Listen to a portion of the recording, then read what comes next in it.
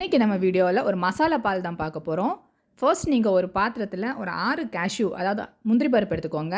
அது கூட வந்து 6 பெப்பர் நல்ல மிளகு எடுத்துக்கோங்க. அதுக்கு கூட வந்து ஒரு 4 ஏலக்காவை தட்டி சேர்த்துக்கோங்க.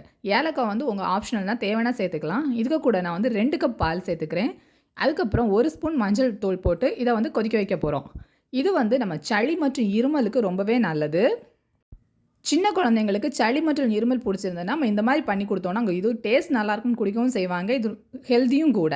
இதில டர்மரிக் எல்லாம் சேர்த்துருக்கனால, நம்ம சளியெல்லாம் மொத்தமா வெளியில எடுத்துட்டு வந்துரும். இது கொதிச்சதுக்கப்புறம் நம்ம இத வந்து வடிகட்டிக்க போறோம்.